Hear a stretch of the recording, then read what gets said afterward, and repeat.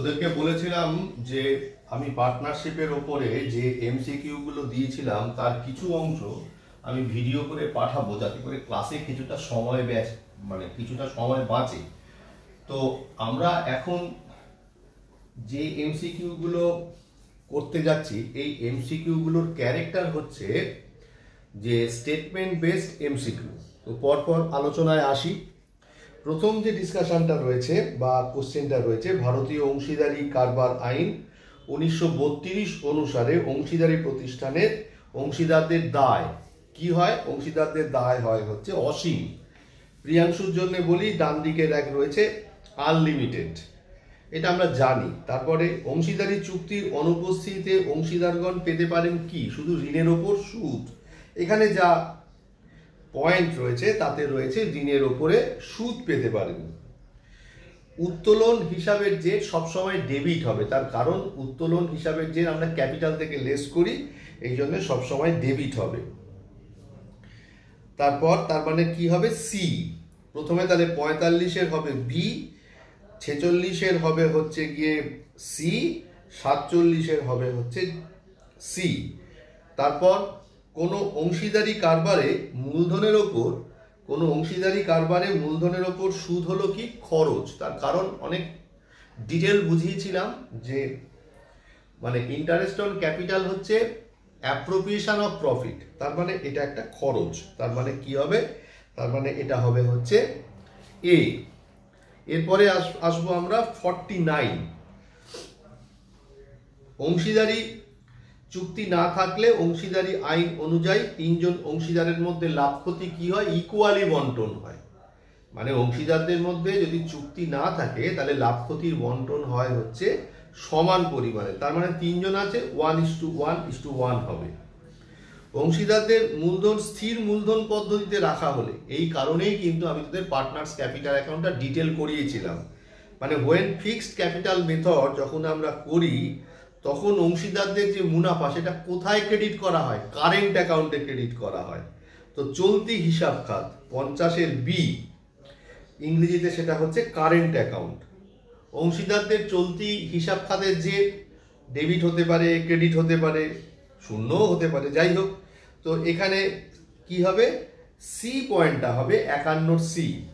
52 লাভ ক্ষতি বন্টনের হিসাব। এটা কি? লাভ ক্ষতি বন্টনের হিসাব হচ্ছে একটা নমিনাল অ্যাকাউন্ট, নামিক হিসাব। চলতি হিসাব খাত খুলতে হয় কোন মেথডে? মানে কারেন্ট অ্যাকাউন্ট করতে হয় কোন মেথডে? যখন ক্যাপিটাল অ্যাকাউন্ট ফিক্সড হয়, মানে যখন স্থির হয়, বিয়েরটা হবে। ভারতীয় অংশীদারি আইন কবে শুরু হয়? 1932 সালে, মানে বিয়েরটা হবে। তারপরে একেবারে চলে যাচ্ছি আমরা 57 নম্বরে। এটা একটু ক্যালকুলেট করতে হবে। কি বলছে? যে কোন অংশীদারি প্রতিষ্ঠানের একজন অংশীদার প্রতিষ্ঠানের শুরুতে কি হলো? প্রতি মাসের শুরুতে 2000 টাকা করে উত্তোলন করেছে। তাহলে প্রতি মাসের শুরুতে 2000, মানে এক বছরের হিসেব ভাববো। আর প্রতি মাসের শুরু মানে হচ্ছে 6.5। আমি আরো গুছিয়ে বলার চেষ্টা করছি। তাহলে যদি কোনো একজন পার্টনার প্রত্যেক মাসের প্রথমে ড্রয়িং করে, তাহলে 6.5 মাসের হিসাবে ক্যালকুলেশন করতে হবে। প্রথমত 2000 × 12, 12 কেটে গেল, এখানে শূন্য কেটে গেল, তাহলে কত হলো? 12 দুগুণে 24, মানে 240 ইন্টু 6.5 কত হলো? 1560 টাকা। এবার দেখবো 1560 টাকা অপশনটা কোথায় রয়েছে।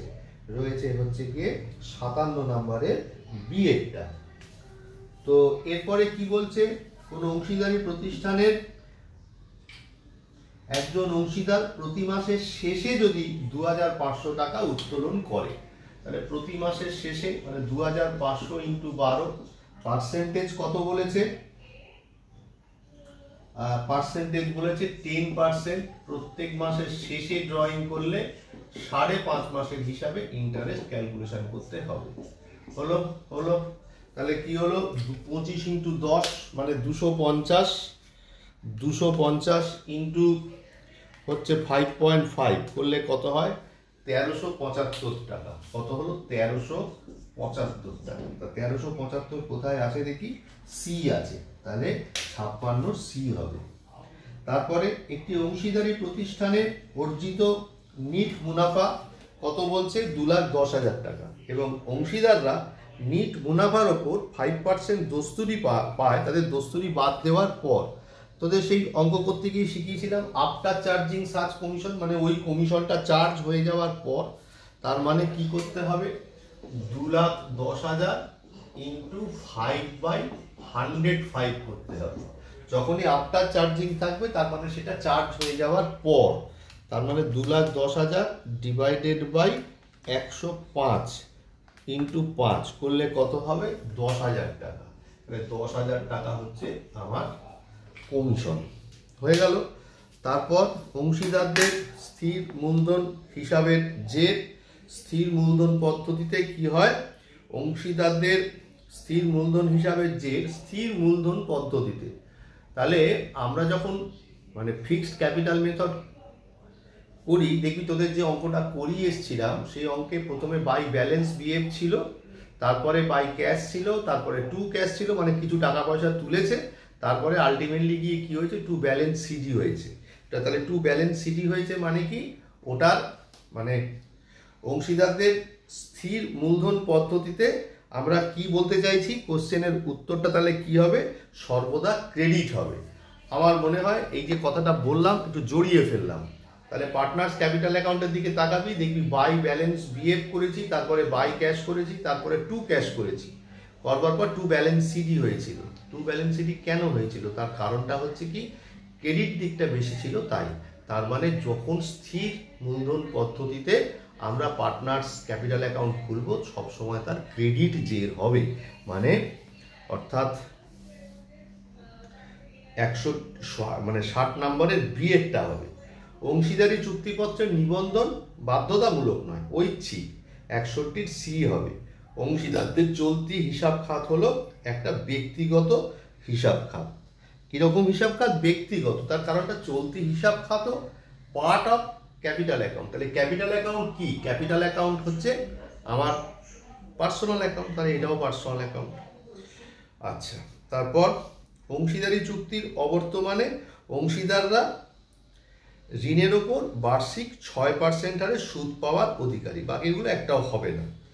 64 নাম্বার কি, কোনো অংশীদার প্রতি মাসের শেষে 500 টাকা করে তুললে, তাহলে 500 টাকা করে তুললো, তাহলে কি হবে, 500 ইন্টু 12 ইন্টু কত পার্সেন্ট বলেছে, পার্সেন্ট বলেছে 6, তাহলে 6/100 ইন্টু 5.5/12, তাহলে কি হলো, 12 কেটে গেল, 0 কেটে গেল, তাহলে 6×5 30, 30 ইন্টু 5.5 মানে 165 টাকা হবে ইন্টারেস্ট অন ড্রয়িংস। দেখা যাক কোথায় আছে 165, 64 বি হবে। লাভ ক্ষতি বন্টনের হিসাব কি, এটা একটা নামিক হিসাব, তো এটা হবে বি। এরপরেও আরও কয়েকটা রয়ে গেল, সেগুলো আমরা কি করব, পরবর্তী ক্লাসে গিয়ে সেটাকে আমরা সলভ করবার চেষ্টা করব। আজকে ভিডিওর ব্যাপারে এটুকুই, বা আমি চেষ্টা করব যদি সম্ভব করতে পারি তাহলে এই সপ্তাহের মধ্যে আরও একটা ভিডিও বানিয়ে আরও কিছু এগিয়ে দিতে। এটা ভালো করে দেখ, মনে হয় কোনো অসুবিধে হবে না, এবং খাতায় ভালো করে নোট করিস।